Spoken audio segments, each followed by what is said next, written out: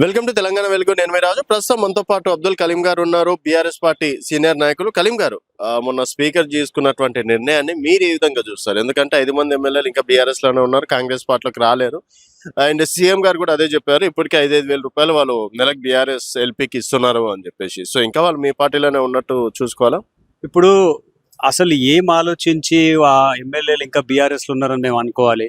ప్రజాస్వామ్యబద్ధంగా మీ నియోజకవర్గ ప్రజలు మిమ్మల్ని ఓటేసి గెలిపించిన తర్వాత కనీసం ఈరోజు పబ్లిక్ వచ్చి నిల్చొని నేను ఏ పార్టీలో ఉన్నా అని చెప్పుకునే స్థితిలో కూడా లేని అత్యమైన దారుణమైన నీచమైన పరిస్థితిలో ఉన్న ఎమ్మెల్యేలు ఇంకా బీఆర్ఎస్లో ఉన్నారు అని చెప్పుకోవడానికి కొద్దిగా సిగ్గుందా? మరి అదే మాట మీద నేను ఒక మాట చెప్తున్నాను సార్ మీకు. రేపు ఇక్కడ కేసీఆర్ గారి మీటింగ్ ఉంది, సమావేశం ఉంది.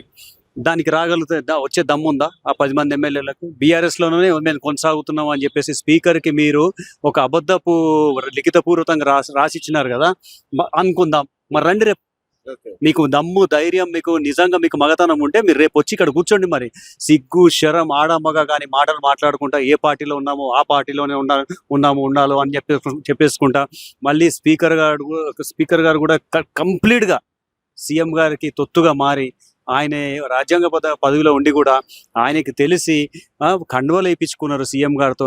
మళ్ళీ గాంధీ భవన్కి వెళ్ళడం జరిగింది. వాళ్ళ సమావేశంలో ఆరికెపూడి గాంధీ లాంటి ఎమ్మెల్యేలు కూడా పాల్గొనడం జరిగింది. ఏకంగా కడియం శ్రీహరి నేను కాంగ్రెస్ పార్టీలోనే కొనసాగుతున్నా అని పబ్లిక్ సమావేశంలో ఆయన చెప్పడం జరిగింది. ఈ చిన్నపిల్లల కచ్చకాయల ఆటలు అయ్యి మీరు చేసేది అంటే జనాలు అంత పిచ్చోళ్ళ? లేదు కాంగ్రెస్లో ఉన్నారంటే ప్రజలు నమ్మాలి, లేదు బీఆర్ఎస్లో ఉన్నారంటే ప్రజలు నమ్మాలి, ఓటేసినోడు ఎడ్డోడా? కాదు కదా.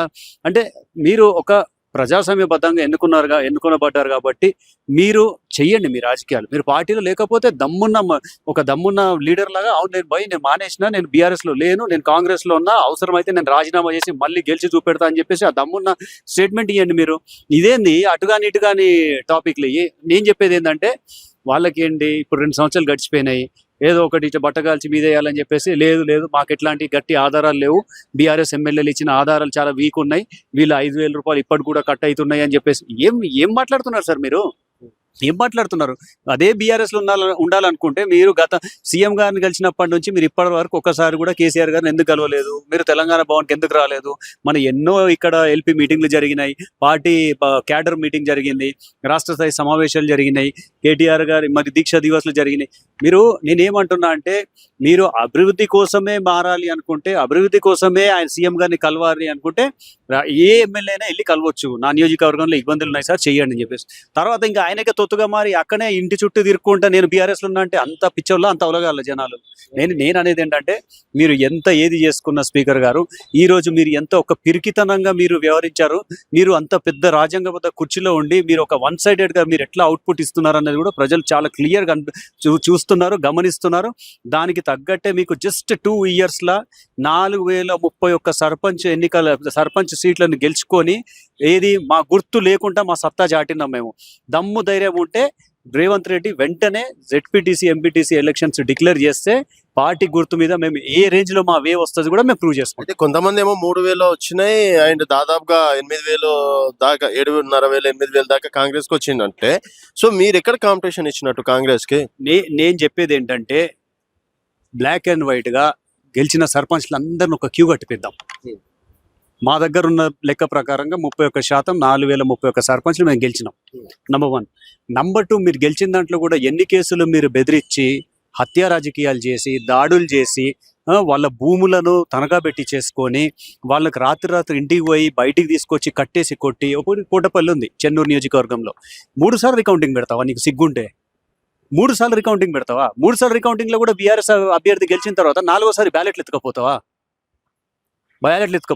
ఇప్పుడు మీరు ఒకటి చూస్తే, మీరు ఖమ్మంలో డిక్లేర్ చేసినారు బీఆర్ఎస్ సర్పంచ్ గెలిచినారని చెప్పేసి. గెలిచినని చెప్తే మీరు ఆఫీసర్ని మీరు సస్పెండ్ చేస్తారా?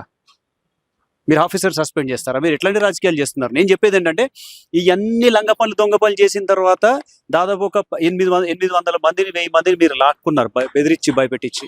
లేకపోతే మేము 40% ఇంకా దాటేది. మాకు ఇంకా గుర్తు కూడా లేదు. నేను చెప్పేది ఏంటంటే మీరు ఇచ్చిన గ్యారంటీలు అమలు చేయలేదు, మీరు ఇచ్చిన హామీలు అమలు చేయలేదు.